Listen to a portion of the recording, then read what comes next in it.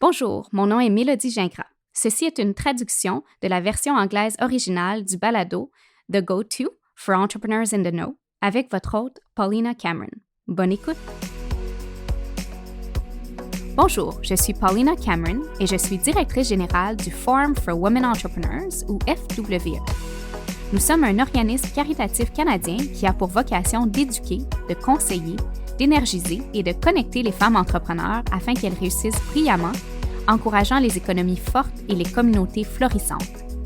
Pour en savoir davantage sur nos programmes, visitez notre site internet à fwe.ca. Il me fait plaisir d'être votre animatrice pour le podcast de FWE, le Go-To, pour les entrepreneurs au courant, en collaboration avec l'initiative Femmes Banque Scotia. J'interroge des invités inspirants qui partageront le récit de leur succès et offriront des conseils cruciaux que vous pourrez utiliser dès maintenant pour propulser votre entreprise vers l'avant. Cette saison, nous allons tout couvrir, de l'image de marque aux finances, aux ventes et à la culture d'entreprise. En écoutant l'ensemble de la saison, demandez-vous comment vous pouvez utiliser ces connaissances de façon concrète pour faire évoluer votre entreprise. Commençons sans plus attendre.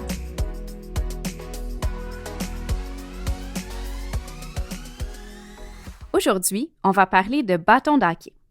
Non pas le genre pour lequel nous, les Canadiens, sommes souvent connus sur la glace, mais plutôt une croissance en bâton d'hockey, c'est-à-dire les entreprises qui atteignent une croissance rapide et exponentielle en se développant. Le choix de passer d'une petite entreprise à une entreprise en croissance élevée est un choix souvent intentionnel étant donné le travail et l'énergie considérables que ça demande. Comme pour les récompenses et l'impact, ça prend du dévouement pour réussir la croissance tout en conservant ses valeurs. Notre première invitée aujourd'hui est passionnée par sa mission, se débarrasser du sucre. À 21 ans, Tara Bosch a décidé de repenser sa relation malsaine avec la nourriture, en particulier avec les sucreries, et elle a décidé de faire quelque chose à ce sujet. Et c'est comme ça qu'est née Smart Sweets, une entreprise offrant de produits à faible teneur en sucre basée à Vancouver, qui offre 5 produits différents en gélatine, comme des oursons et des anneaux à la pêche. Avec plus de 50 millions de dollars en revenus cette année, Smart Sweets offre ses produits partout au Canada et aux États-Unis, de Whole Foods à Target. Tara a été une gagnante de notre programme Pitch for the Purse en 2017 et, plus récemment, elle a reçu le prix de l'entrepreneur de l'année DY dans la catégorie Pionnier. Tara, nous sommes vraiment contents que vous joigniez à nous aujourd'hui et merci de nous accorder du temps entre 2 vols à l'aéroport. Bienvenue au Go-To. Oui, merci de me recevoir. Je suis très contente de participer au Go-To. Tara, on se connaît depuis quelques années et ça a été très inspirant de vous voir développer Smart Sweets. Depuis la création de l'entreprise jusqu'à la direction d'une équipe prospère et en pleine expansion en Amérique du Nord et au-delà, vous êtes évidemment très motivé par votre mission.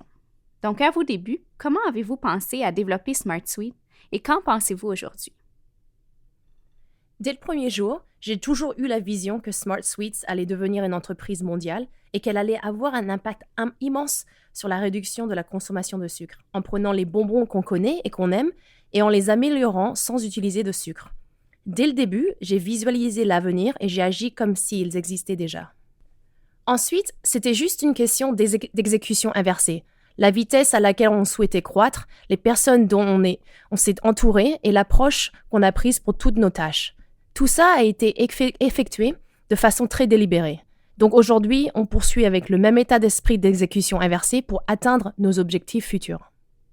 D'accord. Donc, parlant d'objectifs futurs, je sais que vous avez fait quelques investissements dans les dernières années pour augmenter vos chances de succès. Est-ce que vous pouvez nous en donner un exemple? Oui, bien sûr. Donc, l'un des premiers investissements que nous avons fait en ce qui concerne l'équipe a été d'amener à bord une directrice de l'exploitation et une personne extraordinaire, Cindy Bokic. C'était une décision délibérée pour nous permettre de prendre conscience de ce qui pouvait ralentir les activités de l'entreprise versus ce qui la ferait grandir au rythme que je voulais. En formant une équipe, c'est une chose de partager une vision et d'engager des gens formidables, mais c'en est une autre de favoriser une culture florissante et de créer un environnement où les gens peuvent vivre leur vie de tous les jours. Cindy a été un investissement incroyable dès le départ en matière de rythme et d'échelle qu'on désirait atteindre. Elle a été un pilier essentiel pour Smart Sweets dans le développement de notre culture. Oui, donc c'est très évident pour moi que vous vivez vraiment cet état d'esprit de croissance et que vous êtes très, très investi dans la réalisation de votre vision, n'est-ce pas? Oui, il est toujours bon de savoir où on va, et pour nous, ça revient toujours à nos clients, qu'on appelle notre tribu. Grâce aux médias sociaux, on a pu découvrir quels produits nos clients voulaient et comment rendre ces produits plus accessibles, ce qui nous a permis d'innover davantage. Du point de vue du financement, les ressources de la communauté de Vancouver que j'ai utilisées au début étaient Futurepreneur, une ressource incroyable, tout comme le Women's Enterprise Center. Et je ne savais même pas où trouver les fonctions d'addition et de soustraction dans Excel, et ils m'ont littéralement tenu par la main. D'ailleurs, Paulina, vous étiez géniale, merci. Tout le plaisir était pour moi, surtout vu le chemin que vous avez parcouru depuis ce jour-là. Oui, et j'ai aussi trouvé du soutien dans des réseaux avec des gens qui se trouvaient dans des situations similaires. Très tôt, j'ai participé à un programme d'accélérateur appelé The Next Big Thing, qui a été utile dans le développement des réseaux de pairs. Ensuite, le programme Pitch for the Purse m'a permis de connaître Judy Brooks, membre du conseil du FWE, et elle est devenue mon mentor et mon ange gardien. C'est une personne vraiment incroyable. Exploiter les ressources d'un réseau de pairs et de personnes qui sont sur la même voie que vous peut être très utile. Oui, donc on voit vraiment que votre succès est basé sur les relations, que ce soit votre tribu de clients ou l'équipe de personnes dont vous vous entourez. Donc, alors que l'entrepreneuriat peut être une aventure très solitaire, on l'a vu souvent dans ce podcast-ci avec d'autres invités, mais dans votre cas, c'est ça, vous avez été sage et débrouillard en vous assurant que ce n'était pas le cas pour vous. Donc maintenant, je suis curieuse de savoir si, parce que vous avez démarré cette entreprise à l'âge de 21 ans seulement, est-ce que vous avez déjà eu le sentiment de qui suis-je faire pour faire ça et surtout, comment est-ce que vous l'avez surmonté? Ah oui, j'ai souvent ressenti le syndrome de l'imposteur et je me suis souvent posé la question, en suis-je capable? Et c'est encore le cas des fois aujourd'hui. La chose la plus rassurante pour moi est de réaliser que tout le monde se sent comme ça. Personne n'a toutes les solutions. Les personnes qui se demandent qui suis-je pour faire ça, mais qui continuent d'avancer un pas après l'autre, sont celles qui réussissent. Je suis rassurée de savoir que je ne suis pas seule. Ce sont ceux qui affrontent leur insécurité qui finissent par créer ce qu'elles souhaitent. Oui, bon point. Et Tara, si vous parliez à un entrepreneur qui dirige une entreprise ou qui vient d'en démarrer une et qui a des ambitions de croissance rapide, quel est un conseil que vous lui donneriez? La chose la plus importante pour moi, c'est de faire confiance au hasard pour faire avancer SmartSuite là où on veut que l'entreprise se dirige. Par exemple, on a eu il y a quelques années une augmentation des commandes d'achat de fabrication et on n'avait pas l'argent pour la couvrir. Et puis littéralement 2 jours avant l'échéance de cette commande, on a gagné le prix en argent de Pitch for the Purse. Alors je crois qu'il faut visualiser l'objectif final avec une image claire à l'esprit, travailler d'arrache-pied, puis laisser l'univers vous guider. Je crois que c'est extrêmement important. Un autre conseil commercial en ce qui concerne le produit et la proposition de valeur, assurez-vous d'offrir une proposition radicalement différente de ce dont les consommateurs disposent aujourd'hui. Pour SmartSuite, ça signifiait de prendre les bonbons que les gens connaissaient et aimaient et supprimer 99,9% de ce qui les composait, c'est-à-dire le sucre. Super. Tara, merci pour tout ce que vous faites. Pour les gens qui veulent continuer à en apprendre davantage sur votre mission et être inspirés par vous, où peuvent-ils vous suivre en ligne? Vous pouvez joindre notre mission sur Instagram, @SmartSuite, et mon compte Instagram personnel est @SmartSuitesFounder. Et si je peux aider vos auditeurs, ils peuvent m'envoyer un courriel à tara@smartsuites.com. Merci, c'est très généreux. Donc, merci beaucoup pour tous ces conseils et on vous souhaite surtout un bon vol. Merci, Paulina. Donc, on va prendre une petite pause avant d'accueillir notre prochain invité. Nous allons prendre une petite pause avant de recevoir notre prochain invité. Le Go-To, pour les entrepreneurs au courant, est le résultat d'une collaboration entre FWE et l'initiative Femmes de la Banque Scotia. Prenons un moment pour les écouter. Bonjour, ici Maria Mangiacavallo, vice-présidente service aux entreprises de la Banque Scotia. Aujourd'hui, nous rencontrons Tanya Eisner, vice-présidente service de paiement et de gestion de trésorerie et Crédit Bail. Elle siège au comité consultatif de l'initiative Femmes de la Banque Scotia qui soutient les entreprises dirigées par des femmes en leur offrant de la formation et du mentorat.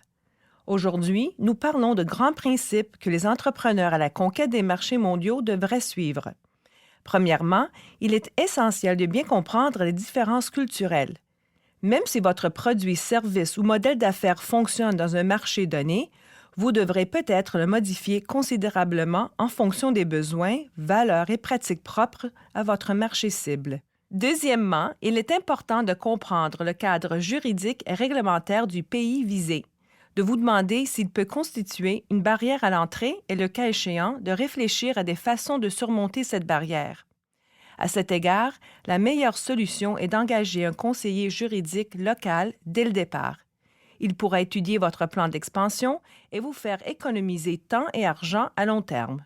Finalement, évaluez toujours le degré de stabilité politique et économique des pays où vous envisagez de poursuivre l'expansion de votre entreprise. Pour en savoir plus sur notre programme, consultez le site Initiative Femmes de la Banque Scotia.com. Merci d'avoir fait appel à moi, Paulina. Merci beaucoup pour tout votre soutien. Retournons en studio. Notre prochaine invitée est une personne avec qui j'ai récemment noué des liens et on dirait même qu'on est des sœurs qui s'étaient perdues de vue depuis longtemps. De la lecture des mêmes livres à la passion sans équivoque pour le soutien aux femmes entrepreneurs, Katerina Rizzi est une force de la nature.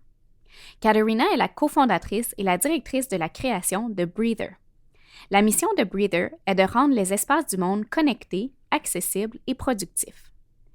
Depuis son lancement à Montréal en 2013, Breather s'est étendu à 10 villes dans le monde et l'entreprise a recueilli plus de 200 millions de dollars en financement par capitaux propres. La plus récente entreprise de Katerina, Hotline, est une plateforme en ligne pour connecter les fondatrices les unes avec les autres. Je suis vraiment heureuse que vous joigniez à nous, Katerina. Merci beaucoup et bienvenue au GoTo. Merci Paulina, je suis contente d'être ici. Alors, Katerina, je dois avouer que je vous ai espionnée en ligne et que, apparemment, vous êtes la fondatrice la plus financée au Canada. Félicitations. Merci. En réalité, je pense que je suis à la 2e place maintenant parce que je crois que Anne Martel d'Element AI est maintenant à la 1re place. Elle mérite une mention spéciale. Oui, donc effectivement, mais bon, une 2e place, ça se fête quand même. Donc, Katerina, quand vous vous apprêtiez à créer Breather, aviez-vous l'intention de faire croître l'entreprise à sa taille actuelle? Donc, comment pensiez-vous à la croissance à l'époque et comment y pensez-vous maintenant? Je pense pas qu'on s'attendait à ce que Breather se développe autant. Ce qui s'est passé par rapport à nos attentes était si différent. Mais on a accepté chaque moment et on a fait avec. Je pense que la croissance est relative au type d'entreprise que vous essayez de bâtir.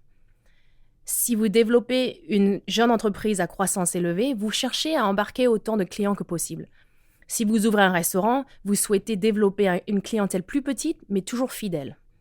Quoi qu'il en soit, il y a une très grande valeur à avoir un nombre significatif de personnes qui sont des ambassadeurs de votre produit par rapport à des millions de personnes qui n'ont aucun lien réel avec votre entreprise. Oui, effectivement. Donc, de votre côté, comment avez-vous développé des ambassadeurs dès le départ? En traitant nos premiers adoptants comme de l'or et en les écoutant. Ils souhaitaient réellement qu'on réussisse, alors je dis aux gens d'être ouverts aux commentaires, qu'ils soient bons ou mauvais. En fait, les mauvais commentaires sont plus utiles car les clients vous en font part parce qu'ils se soucient de votre produit ou de votre service.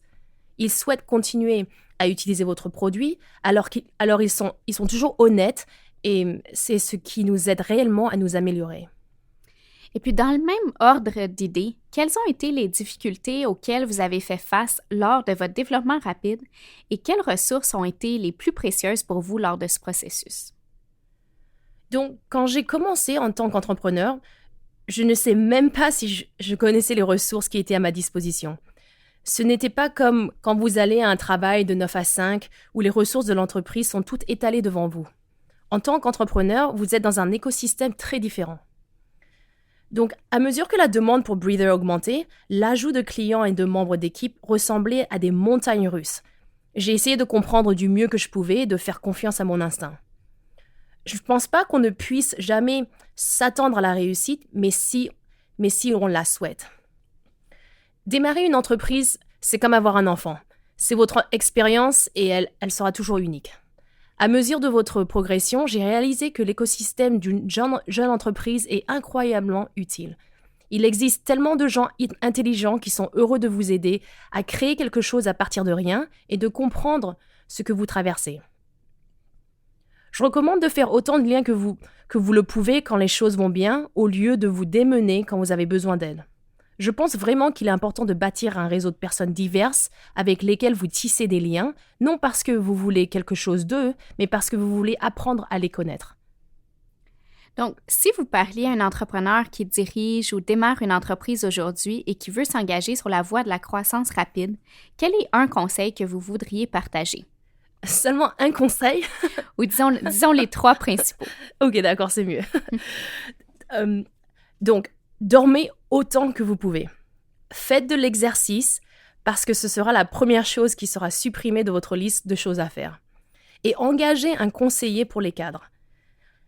Parce qu'on a des entraîneurs pour notre corps et des thérapeutes pour nos névroses, mais personne n'investit dans un conseiller pour notre développement professionnel. Et c'est tellement important lorsqu'on est dirigeante d'entreprise. Très bon conseil. Merci, Katerina. Donc, parlons maintenant de capital. On sait que les femmes manquent généralement de ressources en matière de financement. Donc, lorsque vous songez à financer une entreprise, comment vous assurez-vous d'avoir suffisamment de ressources pour croître? Au moins une fois par mois, je parle à des entrepreneurs qui disent que leurs moyens financiers ne totalisent que X montant d'argent et qu'ils ne pensent pas qu'ils vont s'en sortir. Lorsque des entrepreneurs recueillent des fonds pour la première fois, ils vont prendre tout ce qu'ils peuvent de n'importe qui, car ils sont tout simplement contents que quelqu'un se soucie de ce qu'ils font. Je dis toujours « demandez plus ». C'est une négociation comme pour un salaire. Quel que soit le montant que vous pensez que ça prendra pour bâtir quelque chose, ça peut en prendre davantage. Alors vous devez avoir une certaine marge.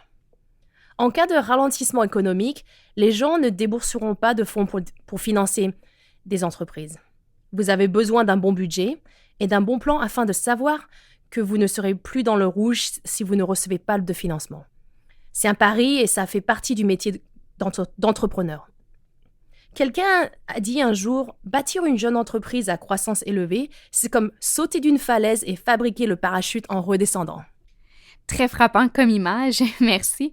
Donc, merci beaucoup d'avoir partagé tout ça avec nous, Katerina. Pour ceux qui voudraient continuer à en apprendre davantage sur vous, où peuvent-ils vous trouver en ligne? Oui, bien sûr. Vous pouvez me trouver sur Twitter, @Katerina_Rizzi. Sur LinkedIn, c'est mon nom au complet, Katerina Rizzi. Et si vous êtes une femme entrepreneur, vous pouvez vous inscrire pour un accès anticipé à hotlinenow.co. Merci, Katerina. C'était super de vous connaître davantage et je suis très excitée de voir ce que vous allez bâtir prochainement. Merci, moi aussi.